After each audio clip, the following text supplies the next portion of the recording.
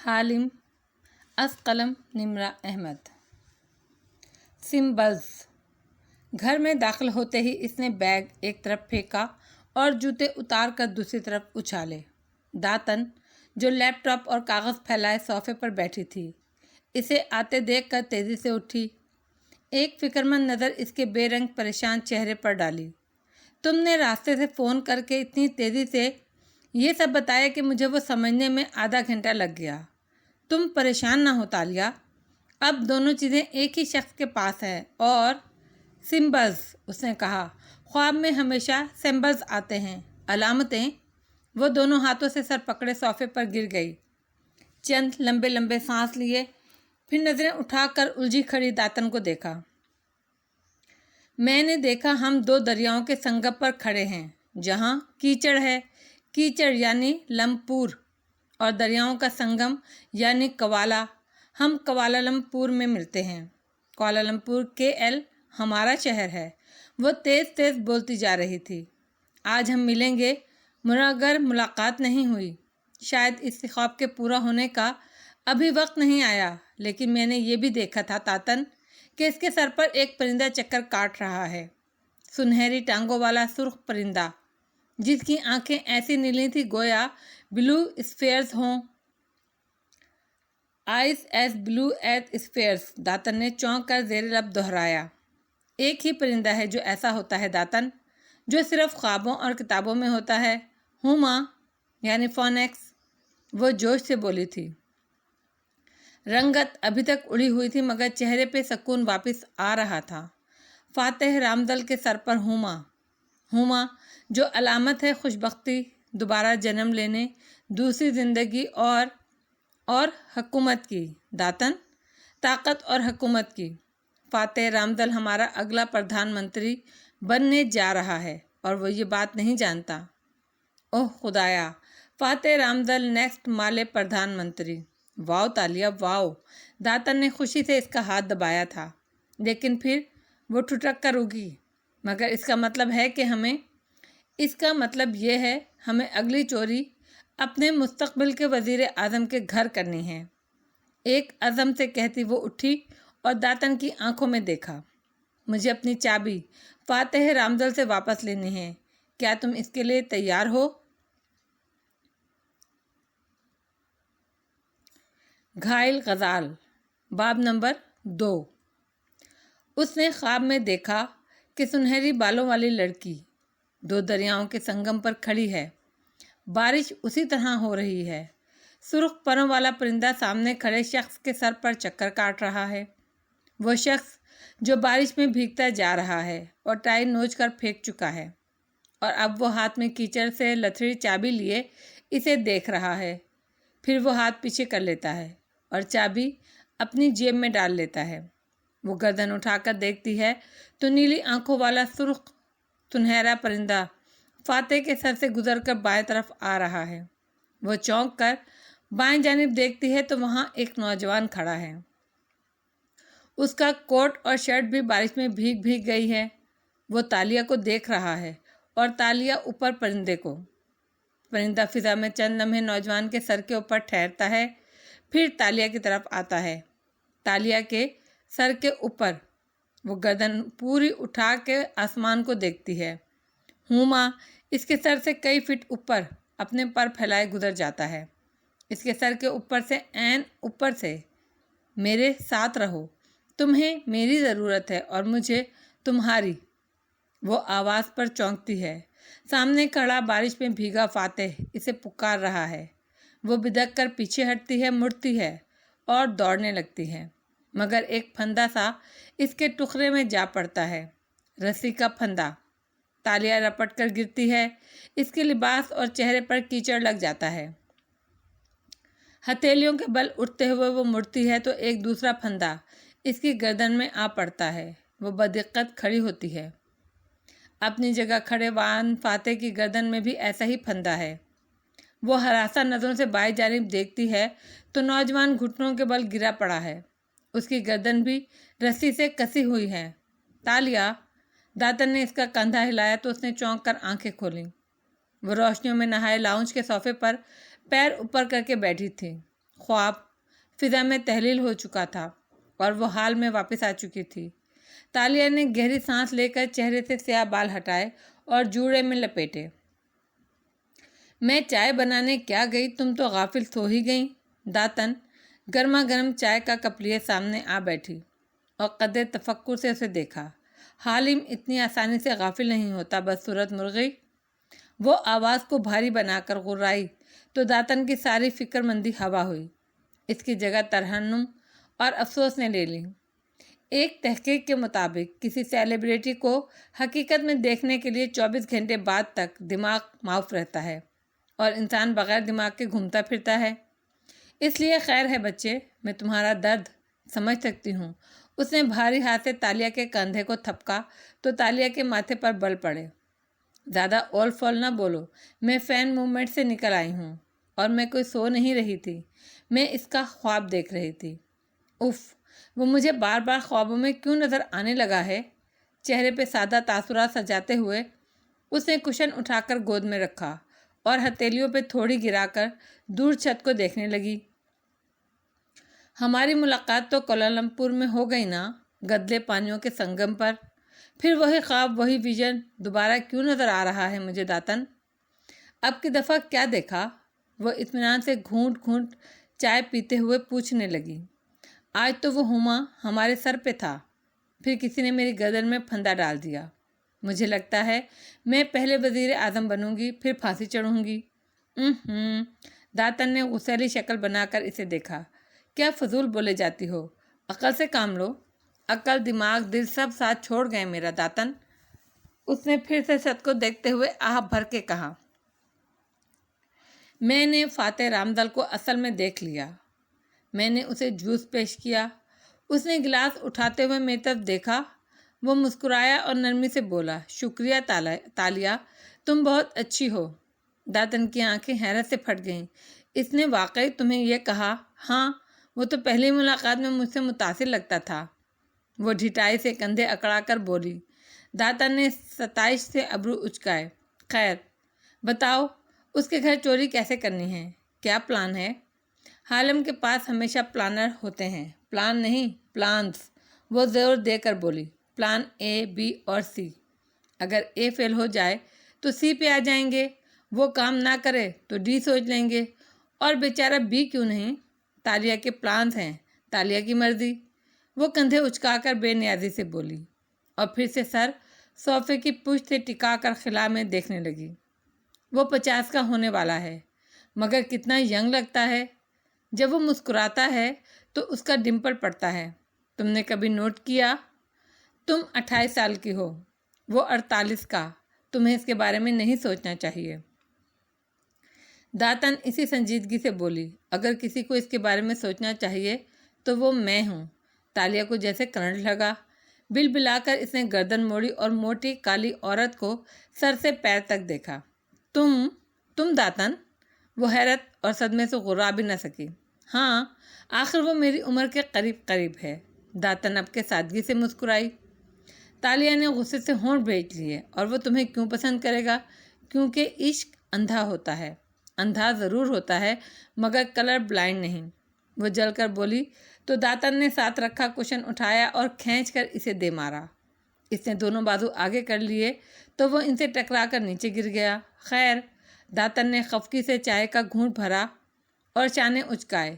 Modern science نے گورا ہونے کے انجیکشن بنا لیے ہیں، پتلے ہونے کے بھی بنا لیے کیا؟ وہ اب کے مسکراہٹ دبا کر بولی۔ داتن نے ہاتھ جھلا کر جیسے اس کی بات ہوا میں اڑائی۔ زیادہ خواب مت دیکھو اس کے، وہ تمہارے باپ کی عمر کا ہے۔ ارے ہاں، وہ ٹھہری، آنکھیں چمکی۔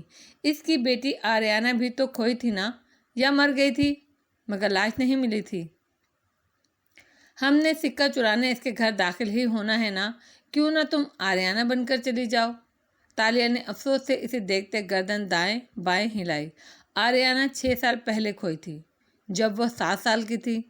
اب اگر وہ زندہ بھی ہوتی تو 13 سال کی ہوتی، اور میں 28 کی ہوں۔ تم آریانہ کی کوئی دوست، ٹیچر بن کے بھی تو جا سکتی ہو نا۔ اپنی دبلی پتلی عقل پر اتنا زور نہ دو اور پلاننگ کا کام مجھ پر چھوڑ دو۔ اور اگر اپنی چابی چرانے کے لیے مجھے فاتح رامدل سے ملنا ہی پڑا تو میں اس کی بیٹی بن کر نہیں جانے والی۔ وہ پھر مسکرا کر چھت کو دیکھنے لگی اور جیسے خواب بننے لگی۔ میں تو ایسی سچویشن بناؤں گی جس میں اس کو مجھ سے پہلی نظر کی محبت ہو جائے۔ ابھی تو تم کہہ رہی تھی تم اس سے ملی تھی اور اس نے تمہاری تعریف بھی کی تھی، جیسے تمہیں تو معلوم ہی نہیں کہ میں جھوٹ بول رہی تھی۔ وہ اسی ڈٹائی سے ترنت بولی، پھر صوفے سے اتری اور پیروں میں سلیپرز گھسیڑے۔ میں KL کی سب سے ماہر اسکام آرٹسٹ اس لیے ہوں مسز لیانا دانش صابری، کیونکہ جب میں اپنا کردار لکھتی ہوں تو دنیا مجھے ایسا ہی دیکھتی ہے جیسا اور جتنا میں ان کو دکھانا چاہتی ہوں۔ میں نے اب تک بہت سے رول کیے ہیں مگر یہ رول سب سے دلچسپ ہوگا۔ فاتح اور میرے راستے کہیں نہ کہیں جا کر ملتے ہی ہیں۔ ہماری قسمت ایک دوسرے کے ساتھ جڑی ہے اور میرے خواب کے مطابق ہم تینوں کے سروں پر ہما پرندہ تھا اور ہم تینوں کی گردن میں پھندے تھے۔ اچھا یا برا، ہم اس کام کا انجام بہت دلچسپ دیکھیں گے۔ موٹی مرغی، وہ عزم سے کہتی مسکرا کر آگے بڑھنے لگی تو داتن نے کپ نیچے کیا اور چونک کر اسے پکارا، تینوں؟ تیسرا کون؟ اس سوال پہ وہ بھی ٹھٹکی جیسے حیرت سے سوچا ہو۔ ارے ہاں، اس دفعہ جب وہ مندر طرح آگے چلا تو اس میں ایک تیسرا شخص بھی تھا۔ کون؟ کون؟ موٹی جوش سے آگے ہوئی۔ تالیہ نے انگلی تھوڑی پر رکھ کر آنکھیں اوپر کیے بغیر کیے ذرا سوچا، میں نے اسے کہیں دیکھ رکھا ہے۔ تالیہ کو کبھی کچھ نہیں بھولتا مگر اس نے آنکھیں بند کی۔ وہ نوجوان کون تھا؟ یاد نہیں آ رہا۔ یاد کرنے میں ناکام ہوئی تو سر جھٹک کر سیڑھیوں کی طرف بڑھ گئی۔ گڈ نائٹ داتن پدوکا، صبح ملتے ہیں۔ کوشش کرنا میری نیند کے دورانیے میں تم میرے فریج کی ایسی ہی حفاظت کرو جیسے میرے رازوں کی کیا کرتی ہو۔ فکر ہی نہ کرو، وہ چپتی نگاہوں سے اسے دیکھتے ہوئے اونچا سا بولی تھی۔ تالیہ سیویاں چڑھتی گئی تو اس نے جلدی سے کپ رکھا اور موبائل نکال کر اسکرین روشن کی، پھر گردن اٹھا کر احتیاط سے دیکھا۔ تالیہ اب باہر نہیں آنے والی تھی۔ داتن مسکرائی اور جلدی سے گوگل ٹیب میں ٹائپ کرنے لگی، پتلا ہونے کے لیے سرجری، اور فاتحانہ مسکراہٹ کے ساتھ گو بٹن دبا دیا۔ چند گھنٹے پیچھے چلتے ہیں۔ تینگو کامل کے ڈرائنگ روم سے مہمان نکل کر راہداری میں کھڑے تھے جہاں کم عمر علی بن کامل نے فاتح رامدل کو شیشے کی ڈبیا میں سجا سکہ پیش کیا تھا۔ ویسے یہ اوریجنل نہیں ہے، اوریجنل میں ایک طرف نصیر من الدنیا والدین لکھا ہوتا ہے، مگر آئی لائک اٹ۔ سچائی سے تبصرہ کیا تو میزبان ایک دم شرمندہ ہو گئے، مگر وہ آدمی اتنا بے پرواہ، اتنا بے نیاز تھا کہ اسے ان کے تاثرات سے فرق نہیں پڑتا تھا اور اس کی بات کو کوئی برا بھی نہیں مانتا تھا، نہ مان سکتا تھا۔ وہ ملک قوم کا بہت محبوب تھا۔ ایک ہی فقرے میں اس نے ایمانداری سے پسندیدگی کا اظہار بھی کر دیا۔ پھر ذرا ٹھہرا، اسرا، یہ تمہارے بریسلٹ کی طرح نہیں لگتا جو تمہیں ایش نے دیا تھا، ہے نا؟ مسکرا کر کہتے ہوئے اس نے باکس پیچھے کھڑے اپنے باڈی مین کی طرف بڑھا دیا۔ وہ آگے بڑھ گیا اور باڈی مین سکہ جیب میں ڈالتا آگے بڑھنے کو تھا کہ ٹھہرا، یوں ہی گردن موڑی، نظریں دور پیچھے کچن کی چوکھٹ پر کھڑی ملازمہ پر پڑیں۔ یہاں واضح روشنی تھی، سفید تیز لائٹس، اندر تو زرد فینسی لائٹ تھیں، اس لیے آتے جاتے ملازموں کی شکلوں پر غور نہیں کر سکا تھا، مگر یہاں وہ سفید روشنیوں میں نہائی کھڑی شل سی سوگوار سی اس سکے کو دیکھ رہی تھی جسے باڈی مین جیب میں ڈال رہا تھا۔ اس نے ایک نظر اس کی آنکھوں کو دیکھا اور پھر مڑ گیا۔ باہر آیا تو گاڑیوں کے دروازے بند ہو رہے تھے۔ دعا سلامت الوداعی کلمات وہ اپنے نئے کوٹ اور ٹائی کو لاشعوری طور پر درست کرتا اس سیاہکار تک آیا جس کی پچھلی نشست پر فاتح رامدل اور اس کی بیوی بیٹھ چکے تھے۔ ڈرائیور نے اسٹیئرنگ سنبھالا اور باڈی مین فرنٹ سیٹ پر مستعد سا بیٹھ گیا۔ کار چل پڑی۔ اس نے بیک ویو مرر پر نگاہ دوڑائی۔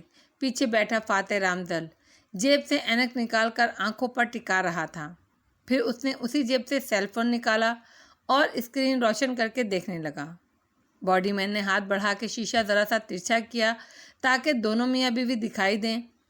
ڈرائیور نے ایک نظر اس پر ڈالی مگر ٹوکا نہیں اور ڈرائیونگ کرتا رہا۔ अब शीशे में वो दोनों नजर आ रहे थे। असरा गर्दन मोड़े खिड़की के बाहर भागते दरख्तों को देख रही थी। दोनों हाथ घुटनों पे ऊपर नीचे रखे हुए थे और एक कलाई में तलाई ब्रेसलेट दिखाई दे रहा था। तुम्हें इनके एंटीक तोहफे के बारे में ऐसे नहीं कहना चाहिए था फातेह। अली को बुरा लगा होगा। अली कौन? वो स्क्रीन उंगली से नीचे करते मसरूफ सा बोला था। असरा ने चेहरा मोड़कर मुजामाती निगाहों से उसे देखा। शीला का बेटा। अच्छा, उसका नाम अली है। उसने सर को खम दिया और सेल फोन पर ईमेल्स नीचे करता गया। बॉडीमैन बार बार आईने पर नज़र डालता, फिर विंड स्क्रीन के पार देखने लगता। वो मुल्क का सबसे महबूब कपल था। उनको बार बार देखकर भी दिल नहीं भरता था। तुमने इस्तीफे वाली बात का जवाब नहीं दिया। हम ये फैसला कर चुके थे कि तुम रिज़ाइन दोगे और हम अमेरिका वापस चले जाएंगे। फातेह ने जवाब नहीं दिया। वो स्क्रीन को उंगली से दबाता टाइप कर रहा था। असरा चंद लम्हों के लिए खामोश हुई। सुर्ख भूरे बालों वाली वो खूबसूरत औरत थी। दुबली पतली स्मार्ट सी, माथे पर कटे बाल गिरते थे और बाकी बालों को आधा बांध रखा था। गर्दन में मोतियों का नेकलेस और भूरी आंखों में तलखी सी थी। तुम्हारी इन्हीं बातों की वजह से बहुत सी लॉबीज हमें छोड़ चुकी हैं। अपने क्रेज़मा और फ़ैन फॉलोइंग से बाहर निकलकर देखो तो तुम्हारा कोई सियासी मुस्तकबिल नहीं है। बार एशियन नेशनल का चेयरमैन मुंतखब होने के लिए हमें फंड्स चाहिए जो हमारे पास नहीं हैं। पहले पार्टी इलेक्शन, फिर जनरल इलेक्शन। हम कुछ भी अफोर्ड नहीं कर सकते। मेरा बिजनेस पहले ही अशर यानी उसके भाई के कर्ज़ों तले दबा है। मैं मज़ीद कर्ज़े नहीं ले सकती। तुमने आज तक सियासत से कुछ नहीं बनाया और मैं इसकी कदर करती हूँ, मगर अब मैं मज़ीद तुम्हें एक खोखले ख्वाब के पीछे पैसे और मेहनत लुटाते नहीं देख सकती। वो अब के नरमी से कह रही थी और वो जवाब दिए बिना मोबाइल की तरफ मुतवज्जा रहा। हमारे साथ कोई लॉबी, कोई सियासी इत्तेहाद नहीं है। अगर कोई पार्टी का सदर बनने के लिए इलेक्शन में खड़ा हो सकता है तो वो तुम नहीं हो फातेह। तुम्हारे ट्विटर्स फॉलोअर्स के अलावा हमारे साथ कोई नहीं खड़ा।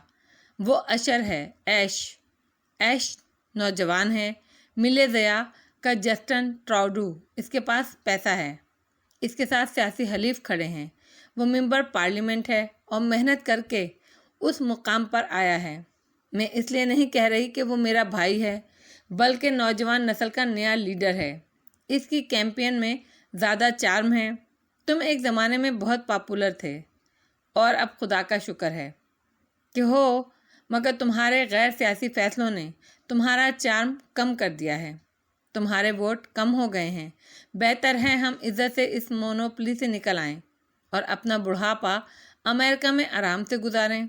तुम्हें मैंने कहा था कि अगले माह जब ऐश बाकायदा पार्टी चेयरमैन के इंतखाब का ऐलान करेगा तो तुम इसको इंडोर्स करोगे और इसके हक़ में दस्तबरदार हो जाओगे। तुम्हारा वोट बैंक ऐश के हक़ में चला जाएगा और यूं ये एक बेहतरीन हैप्पी एंडिंग होगी। ऐश मिलेजिया का अगला वज़ीर आज़म है। तुम इस नौशाया दीवार को जितनी जल्दी हो सके पढ़ लो फातेह, और इस तरह खामोश ना रहो जैसे मैं ये अपनी गैलरी के लिए कर रही हूँ। मैं ये हम दोनों और हमारे बच्चों के लिए कर रही हूँ। फातेह ने सेल फोन स्क्रीन बुझाई, ऐनक उतार कर फोल्ड की, फिर दोनों चीज़ों को कोट की अंदरूनी जेब में डाला। चेहरे पे मुस्कुराहट सजाए, खिड़की से बाहर आंखें जमाए कहने लगा, मलेशिया के दूसरे बच्चों की तरह मुझे भी बचपन में सबसे ज़्यादा मिले अदब की जो कहानियाँ पसंद थीं वो नन्हे गज़ाल की थीं। नन्ना चालाक हिरन, माउस डियर।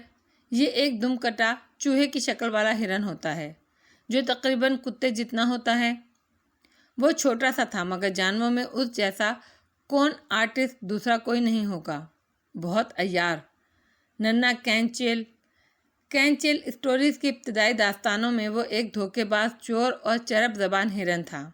बाद में वो अच्छा होता गया था, मगर शुरू की दास्तानों में मुझे वो कहानी पसंद है जब इसको दरिया पार करना था और सामने एक मगरमच्छ बैठा था तो नन्हे हिरन ने मगरमच्छ से कहा कि बादशाह ने मगरमच्छों की दावत की है और उसको ये जिम्मेदारी सौंपी है कि वो मगरमच्छों की तादाद गिन कर बताए ताकि इसी हिसाब से खाना पकवाया जाए। इसलिए सब मगरमच्छ लाइन में खड़े हो जाएं। वो खिड़की से बाहर रोशन इमारतों को भागते देखकर महफूज सा बता रहा था। सब सांस रोके इसको सुन रहे थे। एडम के कान पूरी तरह खड़े थे। फिर क्या था? मगरमच्छों ने पुल की सूरत कतार बना ली। वो 1 2 3 करके गिनता हुआ एक एक मगरमच्छ से दूसरे पर छलांग लगाता हुआ दरिया पार कर गया। मगरमच्छ आज भी बादशाह की दावत का इंतज़ार कर रहे हैं। सारे दुमकटे हिरणों का मसला ये होता है कि इनको लोगों को मैनिपुलेट करने की इतनी आदत पड़ जाती है कि ये मैनिपुलेशन इनकी ज़िंदगी का हिस्सा बन जाती है। वो हाथ पैर कट जाने से मफलूज नहीं होते, दूसरों की ज़िंदगियों का स्टीयरिंग व्हील छीन जाने पर मफलूज हो जाते हैं। ऐसे गज़ालों को उस वक्त से डरना चाहिए जब दावत का इंतज़ार करते मगरमच्छ दरिया से निकल आएँ और इसको तलाश कर लें, क्योंकि मगरमच्छ खुश्की पर भी इतना ही ख़तरनाक होता है जितना दरिया में। कहकर इसने जेब से मोबाइल दोबारा निकाला और स्क्रीन रोशन करके ऐनक नाक पर जमाई। असरा गहरी सांस लेकर चेहरा मोड़ गई और बॉडी मैन ने निगाहें झुका लीं। क्या फातेह साहब ने अपने साले को संग कैंचल द माउस डियर बोला है? अय्यार और चालबाज, वो भी अपने मुलाजमों के सामने। या अल्लाह, ये अमीर लोग मुलाजमों की मौजूदगी में ऐसे कैसे बातें कर लेते हैं? हमारे मोहल्ले में तो यूँ नहीं होता। वो दिल ही दिल में सोच रहा था। कार सिग्नल पर रुकी तो एडम ने देखा एक तरफ से चंद बच्चे बैनर्स उठाए चले आ रहे हैं। शायद कोई वॉक वगैरह थी जिसका इख्तिताम हो चुका था। वो मामूल के अंदाज में करीब से गुजर रहे थे, मगर जैसे ही एक ने शीशे के पार बैठे शख्स के झुके चेहरे को देखा जिसको मोबाइल की रोशनी ने मुनव्वर कर रखा था, उसकी आंखें हैरत से चमकी। वो फौरन पलटा और अपने ग्रोह को खुशी और जोश से चीख कर पुकारा, फातेह रामदल की कार, जल्दी आओ। सिग्नल अभी सुर्ख था। बच्चे इकट्ठे होने लगे। हंसी मुस्कुराहटों के साथ एक दूसरे को टहुक्का देते हुए एक ने ड्राइवर की खिड़की के करीब आकर अपना मोबाइल दिखाकर कुछ कहा तो बॉडी मैन ने गर्दन मोड़ी। सर, बच्चे शायद तस्वीर बनवाना चाहते हैं और हाथ मिलाना चाहते हैं। Don't be over efficient Adam, ये बच्चे हैं, वोटर नहीं। असरा तलखी से बोली। बॉडी मैन ने खिफ़्फ़त से सर हिलाया और बच्चों को दूर हटने का इशारा किया। नन्हे चेहरों की जोत बुझ गई और वो पीछे हटे। सिग्नल हरा हो गया। कार आगे चल पड़ी। इसी पल फातेह ने मोबाइल से नज़रें उठाईं और फ्रंट सीट पर बैठे बॉडी मैन को देखा। और तुम कौन हो? वो बच्चों को नज़रअंदाज कर गया था। उसने जल्दी से गर्दन मोड़ी और ताबेदारी से कहने लगा, सर, मैं एडम बिन मोहम्मद हूँ, आपका बॉडी मैन। और अब्दुल्ला 11 दिन की छुट्टी पे गया है तो उसने अपने मोहल्ले के लड़के को काम के लिए भेज दिया। मुझे इसकी शक्ल पर तरस आ गया, इसलिए उसे रख लिया। एडम नाम है इसका। असरा बेजारी से बताने लगी। आते वक्त ये दूसरी कार में था। मैंने कहा अब आया ही है तो काम तो पूरा करे। मलेशिया में आदम नाम को एडम रखा जाता है और बुलाया जाता है और ये मुसलमानों में आम है। सिग्नल खुल गया और ड्राइवर ने कार आगे बढ़ा दी। फातेह ने फिर से मोबाइल देखते हुए भारी रोबदार आवाज़ में पूछा, क्या करते हो एडम? एडम का चेहरा इतनी तवज्जो पर तमतमाने लगा था। सर, मैं फ़ौज में था, मगर सेहत के वाजबी से मसले पे वहाँ से फारिग हो गया। फिर 2-3 जगह अप्लाई किया मगर नौकरी नहीं मिली। वालिद साहब एक दुकान पे सेल्समैन हैं, इनके साथ भी काम किया। एक सिक्योरिटी फर्म से प्राइवेट बॉडीगार्ड की तरबियत भी ली। अब अब्दुल्ला की जगह 11 दिन के लिए आया हूँ। और तुम क्या बॉडीगार्ड वाला लिबास पहनकर आ गए हो? असरा ने पीछे से बरहमी से टोका। तुम फातेह साहब के बॉडीगार्ड नहीं हो, बॉडी मैन हो, और इन दोनों में बहुत फ़र्क होता है। आइंदा ना देखूँ मैं ये सूट और टाई और ये पिस्तौल। इसका लाइसेंस है? डैशबोर्ड की तरफ इशारा किया। जी मैम, मुझे लगा मुझे बॉडीगार्ड बनना है। वो शर्मिंदा हो गया। खैर ठीक है, गन साथ लेकर घूम सकते हो, मगर हुलिया दुरुस्त करके आना कल। वो नहूसत से कहती बात ख़त्म करके खिड़की से बाहर देखने लगी। वान फातेह ने मोबाइल वापस जेब में डाला और ऐनक उतारते हुए उसे मुखातिब किया। वोट किसको डाला था तुमने एडम? एडम ने गर्दन मोड़कर इसको देखा और लम्हे भर को चुप रह गया। फीने नकूश और साफ रंगत का वो एक आम सा मिले नौजवान था और सूट टाई इस पे बहुत नए और ओपरे लग रहे थे, जैसे मांग कर पहने हों। किसी को नहीं सर, मुझे सियासत से दिलचस्पी नहीं है। फातेह ने दोनों अबरू उठाए और ताज्जुब से उसे देखा। तुम्हें मालूम है एडम, किसी मुल्क के लिए सबसे खतरनाक आदमी कौन होता है? करप्ट हुक्मरान, उसने गड़बड़ा कर कहा। हाँ, मगर इससे भी ज़्यादा सियासी जाहिल खतरनाक होता है। वो उस पर नज़रें जमाए भारी आवाज़ में अफसोस से कह रहा था। वो सियासी जाहिल जो सीना तान कर कहता है इसे सियासत से दिलचस्पी नहीं, बल्कि इसे तो सियासत से नफरत है। ऐसा आदमी ना कुछ देखता है, ना सुनता है, ना करता है। उसको ये मालूम नहीं होता कि सियासत पॉलिसीज़ बनाने का नाम है और आटे, दाल, चावल, दवाइयाँ, मोबाइल, क्रेडिट की कीमत से लेकर हर चीज़ का तायुन सियासतदान करते हैं। और अगर सियासी जाहिल अपनी राय नहीं रखेगा, सियासत में वोट और सपोर्ट के ज़रिए हिस्सा नहीं लेगा, तो वो करप्ट हुक्मरानों को मजबूत करेगा। सड़कों पे बेहाल फिरते लोगों, चोरों, डाकुओं, गरीबों, सबका जिम्मेदार वो होगा। मुझे ज़्यादा खुशी होती है एडम, अगर तुम कहते कि तुमने मेरे मुखालिफ को वोट डाला था, क्योंकि तब मुझे लगता मैं एक सियासी ख्वानदा से बात कर रहा हूँ, जिसकी कोई सोच है, भले मुझसे मुख्तलिफ है, मगर कोई नज़रिया, कोई राय, कुछ तो है उसके पास। ये इंसान की आज़ादी राय होती है जो हमें एक दूसरे से मुख्तलिफ करती है, वरना हम में और भेड़ बकरियों में क्या फ़र्क होता है। आखिर में कंधे उचकाकर वो खिड़की से बाहर देखने लग गया। एडम पर घड़ों पानी पड़ गया। उसने चेहरा बिल्कुल झुका दिया। दोनों मियाँ बीवी को घर उतार कर वो कार से निकला और छुट्टी लेकर बाहर आ गया। आधे घंटे की बस ख्वारी के बाद वो अपने घर के बाहर खड़ा था। एक मंजिला छोटा सा घर, जिसकी छत मखरूती थी और दीवारें लकड़ी की थीं। खिड़कियाँ इस पहर भी रोशन थीं। ज़रूर इसकी माँ जाग रही थी। वो एहतियात से दरवाज़ा खोलकर अंदर आया और कोट उतार कर स्टैंड पर टांगा। फिर पलटा तो देखा, किचन के दरवाजे पर वैसे ही चीनी नक्कुश वाली औरत खड़ी थी। एडम, तुम आ गए, खाना लाऊं? लकड़ी की राहदारी में सदाबहार फूलों की महक फैली थी। घर में जा बजा छोटे बर्तनों, टीन डब्बों और बोतलों में पौधे और बेलें लगी थी। भूख नहीं है माँ, वो बददिली से सर झुकाए कहता आगे आया। बापा से कहना ये सूट दुकान पर वापस कर दें। कल से मुझे दूसरी किस्म के सूट पहनने होंगे, 2 पीस टाइप। मगर गार्ड्स तो ऐसे ही सूटेड बूटेड रहते हैं ना। उधेड़ उम्र औरत हैरान सी हुई, मगर वो चेहरा लटकाए किचन में दाखिल हुआ और कुर्सी खींचकर खामोशी से बैठ गया। अब्दुल्ला से कहा था मुझे बॉडी मैन बनाना है। मैं समझा वो बॉडी गार्ड ही होता है। हाँ, बॉडी मैन क्या होता है? माँ ने अचंभे से कहते सामने वाली कुर्सी खींची। छोटा सा किचन नफासत से साफ किया गया था और खिड़की पे जालीदार पर्दे लहरा रहे थे। वहाँ भी छोटे छोटे से सख्त पत्तों वाले गमले रखे थे। एडम ने बुझा हुआ चेहरा उठाया और माँ का चेहरा देखा। बॉडी मैन पर्सनल एड को कहते हैं माँ, जैसे सेक्रेटरी, असिस्टेंट। नहीं माँ, सियासतदानों के सेक्रेटरी बड़े लोग होते हैं। पॉलिटिकल सेक्रेटरी अलग, पर्सनल सेक्रेटरी अलग। बॉडीगार्ड भी माहिर तरबियत याफ्ता कमांडोज होते हैं। मैं सिर्फ बॉडी मैन हूँ। पर्सनल एड, जब उन्हें प्यास लगे तो पानी पकड़ाना है, जब वो खाना खाने लगें तो नैपकिन सामने करना है, जब वो दस्तखत करने लगें तो कलम खोलकर इनके हाथ में थमाना है। हर वक्त मुस्तैद और तैयार इनके करीब रहना है, कहीं इनको किसी चीज़ की ज़रूरत ना पड़े। यानी कि नौकर। उधक से रह गई। नौकर भी फलपैनवीज होते हैं, एजेंसी से कॉन्ट्रैक्ट करके आते हैं माँ। नौकर बेहतर होते हैं। बॉडी मैन तो एक नो बॉडी होता है बस। चंद दिन की तो बात है, फिर ख़त्म हो जाएगी ये नौकरी। इसके बाद मैं क्या करूँगा? 2 माह बाद मेरी शादी है, मेरे पास नौकरी तक नहीं है। तुम फातेह रामदल से कहो वो तुम्हारी कहीं सिफारिश करा दे। ओह मेरी भोली माँ, एडम ना चाहते हुए भी हंस दिया। वो फातेह रामदल है, वो किसी का कोई काम नहीं करता।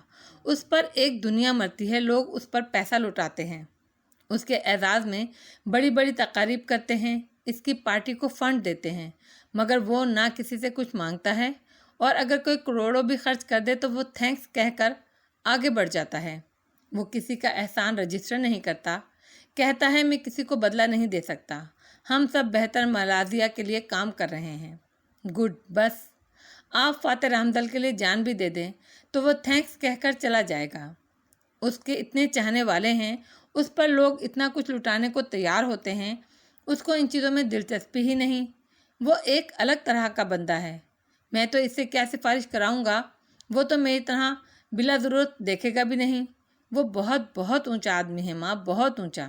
ایڈم، اس کی ماں نے جھک کر اس کے ہاتھوں پر ہاتھ رکھا، اس کی بجھی آنکھوں میں دیکھ کر نرمی سے گویا ہوئی، اگر وہ اتنا ہی خود غرض ہوتا تو سارا ملک اس سے محبت کیوں کرتا؟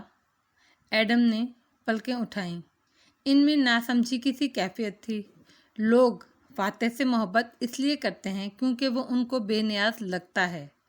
وہ امریکہ میں ایک ایماندار اور محنتی پروسیکیوٹر رہا تھا، پھر اپنا کیریئر چھوڑ کر وہ قوم کے لیے واپس آیا۔ اس نے الیکشن لڑا، اپنے حلقے میں اس نے اسکول بنائے، کالج بنائے، اس نے لوگوں کے لیے کام کیا۔ وہ دن بدن مشہور ہوتا گیا۔ ایسے میں اس کے گرد سارے مفاد پرستوں کا ٹولہ جمع ہو گیا، جن کو امید ہے کہ اگر وہ اس پہ پیسہ خرچ کریں گے تو رام زل حکومت میں آ کر ان کو اونچے عہدوں سے نوازے گا۔ مگر تم یہ دیکھو کہ وہ ان غریب بچوں کے لیے جو اس کو کچھ نہیں دے سکتے، اسکول تو بناتا جاتا ہے مگر امیر دوستوں کو تھینکس کہہ کے آگے بڑھ جاتا ہے، کیونکہ ہر وہ شخص جو فاتح رامزل کے قریب اس سے چپکا ہوا ہے وہ اپنے ذاتی مفاد کے لیے وہاں موجود ہے۔ جیسے شہد کے اوپر مکھیاں چمٹ جاتی ہیں، سب کو اپنا حصہ چاہیے، اسی لیے وہ ایسے لوگوں سے سرد رویہ رکھتا ہے تاکہ ہر ایک کو یہ واضح ہو جائے وہ کسی کے لیے کچھ نہیں کرے گا۔ ایڈم نے سوچتے ہوئے سر ہلا دیا۔ بات اس کی سمجھ میں آ رہی تھی۔ تم پہلے سے ہی جانتے ہو وہ تمہارے لیے کچھ نہیں کرے گا، تو ایڈم تم مجھ سے امید نہ لگاؤ۔ کوئی درخواست کرو، نہ کسی مفاد کے لیے اس کو اپنے کام سے متاثر کرنے کی کوشش کرو۔ غریب کو بھی مفاد چاہیے، امیر کو بھی مفاد چاہیے، تم ان دونوں کی طرح نہ بنو۔ پھر میں کیا بنوں؟ باڈی مین۔ وہ سادگی سے مسکرائی۔ تم اس کے باڈی مین بنے رہو، یہ 11 دن، بغیر کسی لالچ، کسی غرض اور کسی لمبی اسکیم کے۔ تم اللہ سے ڈرتے رہو اور یہ سوچو کہ تم نے پوری ایمانداری، سچائی اور وفاداری سے اپنے مالک کی خدمت کرنی ہے۔ اسے غریب دوست بھی مل جائیں گے، امیر دوست بھی، مگر سچائی، ایمانداری اور وفا آج کل ناپید ہوتی جا رہی ہے۔ تم بس یہ 11 دن اس کے ہو کر رہو۔ اس کے لیے جان مارنی پڑے، جان مارو، جان لگانی پڑے تو لگا دو، اس کی حفاظت کرو، اس کے کام آؤ، اپنی استطاعت سے بڑھ کر اس کی خدمت کرو اور کسی بدلے کی امید نہیں رکھو۔ جو تمہارے نصیب میں ہے وہ تمہیں مل جائے گا۔ ٹھیک ہے، ایڈم نے سر ہلایا اور پھیکا سا مسکرایا۔ بات اس کی سمجھ میں آ گئی تھی۔ وہ پوری سچائی، ایمانداری اور وفاداری سے اس کی خدمت کرنے لگا تھا، اور بے شک وہ مجھے اس کا بدلہ نہ دے، لیکن اب مجھے اس کی پرواہ بھی نہیں ہوگی، اس نے سوچا۔ ایڈم، اس کی روشن آنکھوں میں دیکھتے ہوئے ماں مسکرائی اور اس کے ہاتھ پر دباؤ بڑھایا۔ صداقت، امانت اور وفا کا بدلہ ہمیشہ ملتا ہے۔ تم دیکھنا کسی کی بے غرض خدمت سے اللہ تمہیں وہ بخت لگائے گا کہ ساری دنیا دیکھے گی۔ ایڈم ہلکا سا ہنس پڑا۔ میری بھولی ماں، 11 دن کی ہی تو بات ہے، ان 11 دنوں کی خدمت اسے یاد بھی نہیں رہنی۔ اور پھر گھڑی دیکھتا اٹھ کھڑا ہوا۔ اسے اب سونے جانا تھا، ماں بھی ساتھ ہی اٹھ گئی۔ اس وقت ایڈم بن محمد کو نہیں معلوم تھا کہ ان 11 دنوں کے اختتام پر کون سی بلا اس کا انتظار کر رہی ہے۔ اگر وہ جانتا ہوتا تو فاتح رامزل کی ملازمت درکنار وہ اس شہر، اس ملک کو ہی چھوڑ کر کہیں دور بھاگ جاتا۔ اگلی صبح منہ اندھیرے جو بارش شروع ہوئی تو سورج نکلنے تک KL بھیگتا ہی رہا۔ KL میں ہر دوسرے تیسرے روز بارش ہوا کرتی تھی۔ اگرچہ 4-5 دن خشک گزر جائیں تو مسجدوں میں بارش کے لیے دعا کرائی جاتی تھی۔ ملائیشیا ایک مسلمان ملک تھا، یہاں 60% ملے قوم بستی تھی، جن کی رنگت گندمی اور نقوش پھینے سے تھے۔ یہ مسلمان تھے۔ 30% چائنیز تھے، ادھر جو خوب گورے اور اصلی چینی نقوش کے حامل تھے، یہ بدھسٹ ہوتے تھے۔ عموماً باقی 10% تامل انڈین تھے۔ یوں مختلف ادیان اور ثقافتوں سے مزین یہ رنگا رنگ اور جادوئی سا ملک تھا۔ مسلم اکثریت کے باعث یہاں اسلام کا رنگ نمایاں نظر آتا تھا۔ مسلم عورتیں قابل اعتراض لباس میں نہیں پھرتی تھیں۔ اگر مغربی لباس زیبتاً کرتی تو بھی پورا کرتی، ورنہ عموماً ملے طرز کا لباس پہنتی جو کھلی سی اسکرٹ اور گھٹنوں تک آتی قمیص پر مشتمل ہوتا تھا۔ خواتین کی ایک بڑی تعداد تدنگ حجاب اوڑھتی تھی۔ وہاں مڈل کلاس میں سر ڈھانپنا پسند کیا جاتا تھا۔ یہ خاموش طبع اپنے کام سے کام رکھنے والا ملک ہے۔ یہاں آج سے 600 سال پہلے اسلام آیا تھا، تلوار یا جنگ کے زور پہ نہیں۔ مسلم تاجر آئے اور یہاں بس گئے، اسلام کا پیغام لائے، اور ان کو چلتا پھرتا قرآن بنے دیکھ کر مال قوم اپنے آپ اسلام لے آئی۔ راجہ مسلمان ہو گیا اور یوں ملاک کا سلطنت کے بادشاہ کو سلطان کہا جانے لگا۔ دیکھتے ہی دیکھتے امن و امان سے لوگوں کی اکثریت مسلمان ہو گئی۔ جب 1957 میں ملائیشیا نے انگریز سامراج سے آزادی حاصل کی، تب بھی کوئی جنگ و جدل نہیں ہوا۔ بات چیت سے معاہدے ہوئے اور ملائیشیا الگ ہو گیا۔ ملائیشیا میں بھی پارلیمنٹ اور وزیر اعظم ویسے ہی کام کرتے ہیں جیسے پاکستان میں، مگر ان کا ایک بادشاہ بھی ہوتا ہے جو KL کے ایک محل میں رہتا ہے۔ ہر 5 سال بعد نیا بادشاہ آتا ہے اور اس کی یہاں وہی حیثیت ہے جو پاکستان میں صدر کی۔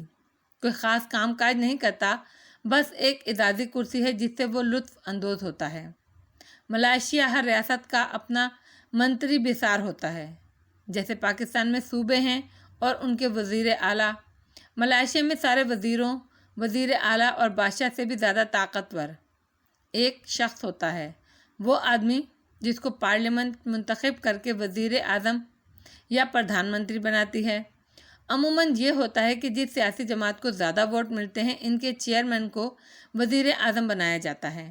اسی لیے اگر کسی کو ملائیشیا کا وزیر اعظم بننا ہے تو پہلے اس کو اپنی سیاسی جماعت کے ہر 5 سال میں ایک دفعہ ہونے والے انٹرا پارٹی الیکشن میں چیئرمین کی کرسی کے لیے انتخاب لڑنا پڑے گا۔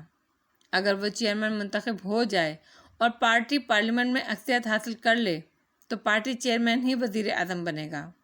وہاں پارٹی چیئرمین ہر 5 سال بعد منتخب ہوتے ہیں۔ اولاد کو وراثت میں پارٹی نہیں دی جاتی۔ 90 کی دہائی تک ملائیشیا کچرے کا ڈھیر ہوتا تھا، بھوکا، کمزور، لوٹا پٹا ملک جس کو کرپشن کا کینسر کھائے جا رہا تھا۔ پھر ان کو ڈاکٹر مہاتیر بن محمد جیسا لیڈر ملا جس نے یہ ثابت کیا کہ اگر کسی پارٹی کا صرف ایک چیئرمین بھی ایماندار اور بہادر ہو اور نیچے بھلے پوری پارٹی بے ایمان ہو تو بھی ایک شخص پورا ملک بدل سکتا ہے۔ اس ایک آدمی نے ملائیشیا کے ادارے مضبوط کیے، عدل انصاف کا نظام لایا اور ملک کو کرپشن سے پاک کیا۔ نتیجتاً ملک خوشحال ہونے لگا، سیاح آنے لگے، ملائیشیا کی خوبصورتی کے چرچے ہونے لگے اور ملک دولت اور ترقی سے مالا مال ہوتا گیا۔ لوگ حکومت سے اتنے خوش تھے کہ بار بار اسی پارٹی کو منتخب کرتے گئے۔ بارسن نیشنل خود کوئی پارٹی نہیں تھی بلکہ بہت سی پارٹیوں کا اتحاد تھی۔ جہاں اس پارٹی نے ملک کو اچھے سے چلایا، وہیں بے پناہ سیٹیں ملنے کے باعث اس کی اپوزیشن ختم ہو گئی۔ ضرورت سے زیادہ طاقت ہمیشہ انسان کو خراب کر دیتی ہے۔ یوں گزشتہ انتخابات میں پہلی دفعہ بارسن نیشنل قومی فرنٹ الیکشن ہار کے اپوزیشن میں آ گئی، اور جس وقت کی کہانی ہم بیان کر رہے ہیں اس وقت یہ مقبول پارٹی اپوزیشن میں بیٹھی ہے۔ لیکن لوگ موجودہ حکومت سے بھی ناخوش نظر آتے ہیں کیونکہ عوامی رائے سے زیادہ جلدی بدلنے والی شے کوئی نہیں ہوتی۔ اسی لیے نوشاد دیوار یہ کہتا ہے کہ بارسن نیشنل اپنی خامیوں پر قابو پا کر اگلے سال کا انتخاب جیت کر اقتدار میں آئے گی اور لازماً اس کا چیئرمین ہی اگلا وزیر اعظم بنے گا۔ ملائیشیا کا میڈیا یا پاکستان سے بالکل مختلف ہے۔ جہاں پاکستان کا میڈیا پہلے آزاد اور پھر آوارہ ہوتا گیا، ملائیشیا کا میڈیا سرکاری دباؤ تلے ہی رہا۔ وہاں کے تمام چینلز PTV ہیں جس کا کام حکومت کے عیوب کو چھپانا اور اپوزیشن کو بالکل ہی چھپا دینا ہوتا ہے۔ اپوزیشن لیڈرز کے انٹرویوز، جلسوں اور ریلی وغیرہ کو میڈیا کوریج نہیں دیتا۔ یوں کسی بھی حکومت کی جب تک غلطیوں کی نشاندہی نہ کی جائے وہ بگڑتی چلی جاتی ہے، اور اس وقت ملائیشیا میں بھی یہی حال تھا۔ اب ہم واپس KL کی اونچی عمارتوں تک آتے ہیں۔ جو بارش میں بھیگی کھڑی تھیں، سرسبز پہاڑیاں، نیلا سمندر اور اونچی سرمئی عمارتیں۔ یہ ہر روز کا KL تھا، جہاں کسی بھیگی جنت کا ٹکڑا ہو جیسے۔ ویسا ہی پارک سٹی کے KL کا وہ علاقہ تھا جو امیر اور اثر رسوخ رکھنے والے خاندان کا مسکن تھا۔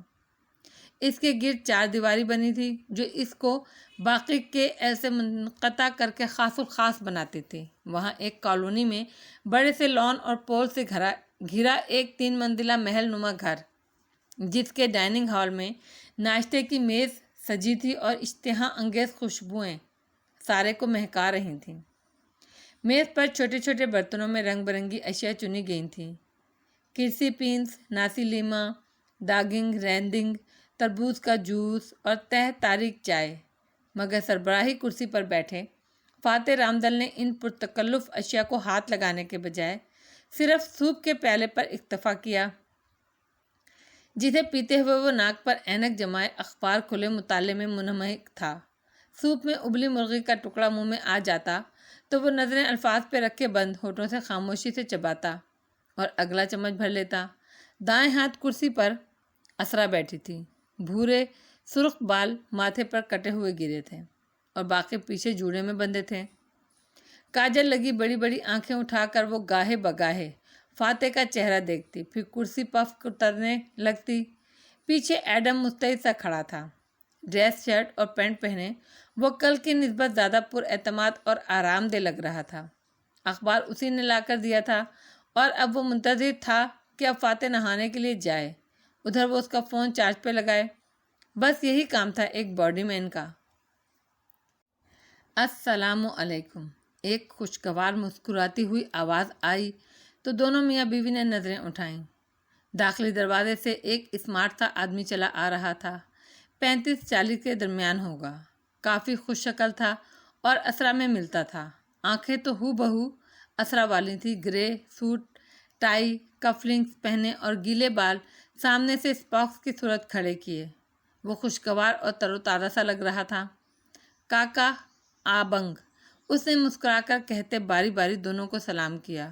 کاکا مطلب آپی اور آبنگ بھائی۔ اور فاتح کی دوسری طرف کرسی کھینچ کر بیٹھا۔ فاتح ذرا سا مسکرایا، سر کو خم دیا اور واپس اخبار پڑھنے لگا۔ اسرا البتہ پورے دل سے مسکرائی اور فخریہ محبت بھری نظروں سے اسے دیکھا۔ نوبارد کے ملازم نے میز پر ٹوکری لا کر رکھی جس میں سرخ گلابی سے انویٹیشن کارڈز جھلک رہے تھے۔ کیسے ہو ایش؟ ہمیشہ کی طرح اچھا، اور سوری میں آنے سے پہلے بتا نہیں سکا، وہ مسکرا کر کہنے لگا تو فاتح صفحہ پلٹتے ہوئے سادگی سے بولا، فکر نہ کرو، تمہاری بہن کو وہی آ جاتی ہے، اسی لیے وہ تمہاری پسند کا ناشتہ بنا لیتی ہے۔ ریلیکس، ناشتہ کرو۔ اسرا کی مسکراہٹ غائب ہوئی، چہرہ خفت سے گلابی ہوا، نگاہیں چرائیں مگر اشر ہنس پڑا اور پلیٹ قریب کھسکائی۔ وہ کیا ہے آبنگ کہ خون کے رشتوں کی کشش کے آگے دنیا کے سارے رشتے ہیچ ہوتے ہیں۔ فاتح نے اگلا صفحہ پلٹا اور گہری سانس لے کر اخبار پر نظر جمائے بولا، بہت سے لوگ دیکھے ہیں ایش، مگر تمہاری طرح کا ڈھیٹ جھوٹا ابھی تک نہیں دیکھا۔ میری خوش قسمتی ہے بھائی، وہ پھر سے ہنس دیا اور پلیٹ میں چاول نکالتے ہوئے ایک نظر اعتراف میں ڈالی۔ پیچھے کھڑے ایڈم نے محسوس کیا تھا کہ اس کی نظریں بہت تیز تھیں، عقاب جیسی نہیں، کسی لومڑی کی مانند۔ عبداللہ کہاں گیا؟ فوراً اسے تبدیلی کا احساس ہوا۔ چھٹی پر گیا ہے۔ تم سناؤ کیسے آئے؟ اسرا اشیاء طعام اس کے سامنے رکھتے ہوئے موضوع بدلنے لگی۔ میں یہ آپ کے لیے نیلامی کے کارڈز لایا تھا۔ آپ کے آرٹ پیس کی نیلامی کی تقریب کے سارے انتظامات مکمل ہو گئے ہیں۔ آپ کارڈز دیکھ لیں، ابھی میں نے کسی کو بھیجے نہیں ہیں۔ لیٹ نائٹ آئے تو میں صبح سب سے پہلے ادھر ہی چلا آیا، اور ایک تو صبح اس دی مالے ٹائمز ملے میل کے رپورٹر نے فون پر فون کرنے شروع کر دیے تھے۔ پتہ نہیں ان کو کون بتاتا ہے کہ فاتح بھائی چیئرمین کا الیکشن نہیں لڑ رہے۔ میری رائے پوچھ رہا تھا۔ ابھی تو میں نے پالیسی اسٹیٹمنٹ دی ہے، لیکن سچ پوچھیں تو میں آپ لوگوں کے اس فیصلے سے خوش نہیں ہوں۔ اس کے لہجے میں افسوس تھا۔ فاتح نے اخبار سے نظریں تک ہٹانے کا تکلف نہیں کیا۔ سوپ پیتے ہوئے وہ کالم پڑھتا رہا۔ میں آج جو کچھ بھی ہوں، سیاست میں میرا جو بھی مقام ہے، وہ آپ دونوں بالخصوص فاتح بھائی کی وجہ سے ہے۔ اگر بھائی مجھے انگلی پکڑ کے چلنا نہ سکھاتا، مجھے ہر وقت اپنے ساتھ نہ رکھتا، تو میں ایک عام سا وکیل ہوتا، مگر ایک ممبر پارلیمنٹ نہیں ہوتا۔ اور اب جب وہ وقت آیا ہے کہ آپ دونوں مجھے چیئرمین بنا رہے ہیں، مجھے اس عہدے تک لے جا رہے ہیں جس کے میں قابل نہیں ہوں، تو آپ سیاست سے کنارہ کش ہو کر باہر جانا چاہتے ہیں۔ وہ احساس بھری خفگی سے کہہ رہا تھا اور کہتے ہوئے اپنی سیاہ چمکتی آنکھوں سے باری باری دونوں کے تاثرات دیکھتا جا رہا تھا۔ میں اپنے حق میں آپ کی دستبرداری کے فیصلے کی جتنی قدر کرتا ہوں، اتنا ہی مجھے اپنا آپ اکیلا محسوس ہونے لگا ہے۔ بھائی، اگر آپ لوگ چلے گئے تو مجھے کون گائیڈ کرے گا؟ کاکا، آپ ضد مت کریں، اس نے گھویا بہن کی منت کی۔ میں پولیٹیکل وائف پوز کر کر کے تھک چکی ہوں ایش۔ ہمارے پاس اس مہنگی شوق کو جاری رکھنے کے لیے کوئی فنڈ نہیں۔ آریانا کے بعد تو میرا کسی چیز میں دل نہیں لگتا۔ میں بس واپس جانا چاہتی ہوں، اور ظاہر ہے فاتح کو اپنی فیملی بہت عزیز ہے۔ بیوی بچوں سے الگ تو وہ رہ نہیں سکتا۔ اشر نے خستہ کری پف کا ٹکڑا منہ میں ڈالا اور اسے چباتے ہوئے پرسوچ نظروں سے فاتح کو دیکھا۔ آبنگ آدمی کو آپ جیسا جمہوری بھی نہیں ہونا چاہیے۔ میرے حق میں دستبرداری کی میں بہت قدر کرتا ہوں، مگر یوں ملک چھوڑ کے… تمہیں کس نے کہا میں دستبردار ہو رہا ہوں ایش؟ اس نے اینک اتارتے ہوئے اور اخبار چہرے کے سامنے سے ہٹاتے ہوئے ٹھنڈی نظروں سے ایش کو دیکھ کر کہا، تو لمحے بھر کو نوجوان سیاستدان کی رنگت اڑ گئی، مگر وہ سنبھل کر مسکرا دیا۔ آپ کا جو بھی فیصلہ ہوگا، میں اس میں آپ کے ساتھ ہوں گا آبنگ۔ جیسے آپ نے مجھے کبھی اکیلا نہیں چھوڑا، میں بھی آپ کو نہیں چھوڑوں گا۔ آپ میرے آئیڈیل ہیں، کبھی مت بھولیے گا۔ Thank you. وہ اخبار طے کر کے کرسی دھکیلتا اٹھا اور دروازے کی طرف بڑھ گیا۔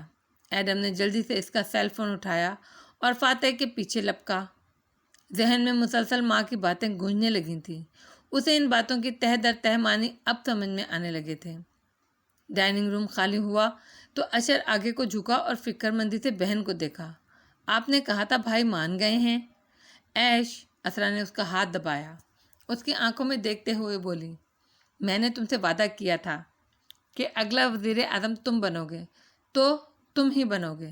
میں فاتح کو مزید سیاست میں خود کو تباہ کرتے نہیں دیکھ سکتی، اسی لیے کمپین کے دوران آریانہ کو کھویا تھا ہم نے۔ فاتح کے پاس صرف خواب ہیں، پیسے نہیں۔ میں اسے مزید اپنا اور میرا پیسہ اس سیاست میں نہیں جھونکنے دوں گی۔ مگر میں برا فیل کر رہا ہوں، بھائی مجھ سے خفا ہے۔ وہ تم سے خفا نہیں ہے۔ اسرا نے ٹوکری سے ایک کارڈ نکالتے ہوئے ہاتھ جھلا کر اس کے وہم کو رد کیا۔ وہ خود سے خفا ہے۔ وہ ناکام ہو چکا ہے اور اس ناکامی کا اعتراف نہیں کرنا چاہتا۔ ویسے تمہیں ان کو ملک چھوڑنے کا نہیں کہنا چاہیے تھا۔ ملائیشیا ان کے خون کا حصہ ہے۔ وہ جانچتی پرکھتی نظروں سے بہن کو دیکھتے ہوئے بظاہر سادگی سے بولا تھا، میں اس سے کم پر راضی نہیں ہو سکتی، سوری۔ وہ کارڈ کھولا تو اس کی بھوری آنکھوں میں ستائش ابھری۔ بہت خوبصورت کارڈز ہیں، تھینک یو ایش۔ تم نے میرے کہے بغیر سارا انتظام اپنے سر لے لیا۔ کیسی باتیں کرتی ہو کاکا؟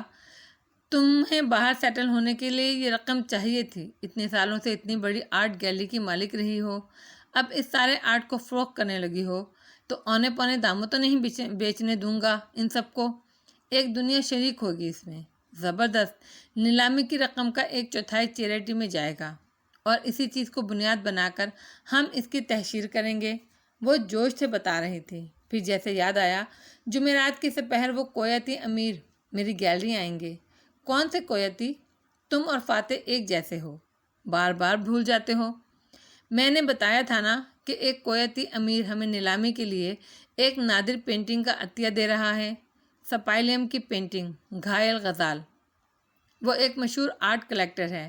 جس وقت وہ گیلری آئیں گے تمہیں وہاں ہونا ہے لازمی۔ سیاستدانوں کی بیویوں کو لوگ عطیے صرف سیاستدانوں سے تعلقات بنانے کے لیے دیتے ہیں۔ ان کا کوئی کام وغیرہ ہو تو تم کر دینا۔ فاتح سے تو مجھے امید نہیں ہے۔ وہ بے رخی سے کہہ کر کارڈ کو دیکھ رہی تھی۔ شیور، مگر پینٹنگ کو کسی ایکسپرٹ سے چیک ضرور کروا لینا، نقلی نہ نکلے۔ ظاہر ہے کراؤں گی، ایسے ہی تو نیلامی میں نہیں رکھ دوں گی نا، میری کریڈیبلٹی کا سوال ہے۔ وہ اب کارڈز واپس ڈال رہی تھی۔ اشر نے ایک نظر کھڑکیوں کو دیکھا جن پر ٹپ ٹپ قطرے برس رہے تھے اور پھر اٹھ کر کھڑا ہوا۔ چلتا ہوں کاکا، آج بہت کام ہے۔ اسرا نے چہرہ اٹھا کر محبت پاش نظروں سے اشر کو دیکھا۔ تم شادی کر لو اشر۔ شادی؟ اس نے بھویں اکٹھی کی جیسے اچانک اس ذکر پر حیرت ہوئی ہو۔ ہاں ایش، کسی اعلیٰ خاندان کی خوبصورت لڑکی سے شادی کر لو۔ ملازیہ کے لوگوں کو کتنا اچھا لگتا ہے ان کے لیڈر کی ایک مثالی خوبصورت بیوی اور 2 بچے ہوں۔ Perfect family. تمہاری ریٹنگز بھی اوپر جائیں گی اور شہرت بھی بڑھے گی۔ وہ تھوڑی کھجاتے ہوئے سوچنے لگا، مگر کاکا اتنی پرفیکٹ لڑکی کہاں ملے گی؟ جیسے تمہارے حلقہ احباب اور عادتوں کو تو میں جانتی نہیں ہوں۔ جاؤ ڈھونڈو کوئی۔ اسرا نے ہاتھ جھلا کر اسے ہلکا سا جھاڑ دیا اور کاٹ کی طرف متوجہ ہو گئی۔ ایش ہنس دیا، پھر اپنی کالی آنکھوں سے اطراف کا عمیق جائزہ لیا اور دروازے کی طرف بڑھ گیا۔ KL کے ایک دوسری رہائشی علاقے میں آؤ تو یہاں تینگو کامل کے گھر بھی صبح ہو چکی تھی۔ بارش یہاں بھی تڑا تڑ برس رہی تھی۔ لاؤنج کی کھڑکیوں سے بھیگتا لان صاف دکھائی دے رہا تھا۔ مسز شیلا صوفے پر بیٹھی دل گرفتگی سے سامنے بیٹھی تالیہ کو دیکھ رہی تھیں۔ وہ ایسے تمہاری شادی کیسے کر سکتے ہیں؟ تالیہ نے گلابی مترنم آنکھیں اٹھائیں۔ وہ یونیفارم میں ملبوس تھی، سیاہ بال کس کر باندھ رکھے تھے اور چہرے پر اداسی تھی۔ سر نے جو پیسے مجھے دیے تھے اور جو اس آدمی نے دیے تھے وہ میں نے اپنے والد کو بھجوائے۔ مجھے لگا تھا وہ خوش ہوں گے، مگر ان کو لگتا ہے میں غلط کاموں میں پڑ گئی ہوں، اسی لیے انہوں نے میرا رشتہ طے کر دیا ہے اور مجھے واپس بلا لیا ہے۔ آنکھیں بھیگنے لگیں، مگر میں غلط کاموں میں تو نہیں پڑی نا میم۔ تالیہ نے وہی کہا جو مسٹر کامل نے کہا تھا۔ تالیہ نے تو چوری نہیں کی تھی میم۔ آنسو اس کی آنکھ سے ٹپکا اور گلابی گال پر لڑک گیا۔ میں تمہارا دکھ سمجھ سکتی ہوں تالیہ۔ شیلا نے اس کے ہاتھ پر ہاتھ رکھا۔ میری ماں نے بھی میری بہن کے ساتھ یہی کیا تھا۔ ہم ایشیائی عورتیں، میں تو اس وجہ سے ماں کو کبھی معاف نہیں کر سکی۔ تالیہ چونکی۔ مگر آپ کو تو اپنی والدہ سے بہت محبت تھی نا؟ آپ نے بتایا تھا کہ انہوں نے آپ کو ایک تاج دیا تھا جو آپ نے اپنے بیٹے کی بیوی کے لیے سنبھال کر رکھا ہے۔ کون سی محبت؟ تو تیلی ماں تھی وہ ہماری۔ اس کا دیا زیور بھی پہننے کو دل نہیں چاہتا میرا۔ قیمتی نہ ہوتا تو سنبھال نہ رکھتی۔ انہوں نے نحوست سے سر جھٹکا تو تالیہ کا منہ کھل گیا۔ ایک بے بس سی نظر اوپر ڈالی جہاں اسٹڈی کے لاکر میں وہ اس تاج کو ان پر رحم کھا کر چھوڑ آئی تھی۔ اف، کاش خام خواہ انسانیت کے چکر میں نہ پڑی ہوتی۔ ہائے وہ کتنا پیارا اور قیمتی تھا، کاش موٹی کی بات سن لی ہوتی۔ میں چلتی ہوں میم، اگر آپ لوگ کبھی لاہور آئیں تو میرے پاس ضرور آئیے گا۔ ہم لاہور کے لوگ بہت پیارے ہوتے ہیں، کھلے دل کے، مہمان نواز اور کھاتے پیتے سے۔ وہ بادل نخواستہ کہتی چھتری اٹھائے اٹھی تو وہ بھی اٹھ کھڑی ہوئی۔ انشاءاللہ کیوں نہیں؟ وہ مسکرا کر بولی، پھر پرس کھولا۔ اپنی تنخواہ لیتی جاؤ۔ نہیں میم، سر نے اتنا کچھ دے دیا ہے، میں اب مزید کچھ نہیں لوں گی۔ وہ فوراً پیچھے ہٹ گئی اور سختی سے گردن دائیں بائیں ہلائی۔ انہوں نے زبردستی تھمانے چاہے تو تالیہ نے ہاتھ پیچھے کر لیے۔ نہیں میم، یہ میں نہیں لوں گی۔ اچھا، میں کچھ اور کر سکتی ہوں تمہارے لیے؟ وہ خلوص سے پوچھ رہی تھیں۔ تالیہ نے بدقت اپنے خفا جذبات کو چہرے پر آنے سے روکا۔ ماں کے زیور کے قصے کیوں سنائے تھے آخر پھر؟ اف تالیہ، تم نے وہ کیوں چھوڑ دیا؟ وہ دل میں سوچ رہی تھی۔ بس دعا میں یاد رکھیے گا۔ کیوں نہیں تالیہ، اللہ تمہاری مدد کرے گا۔ تم اتنی اچھی، صاف دل اور سچے دل کی مالک جو ہو۔ باہر ایک زور سے بجلی کی کڑاکا ہوا۔ بجلی، بارش کی بوچھار تیز ہوئی۔ تالیہ کی آنکھوں میں سایہ لہرایا، سیاہ تاریک مایوس سا سایہ۔ دل ایسے ڈوبا جیسے نیلے سمندر میں ٹوٹا ہوا جہاز ڈوب جاتا ہے۔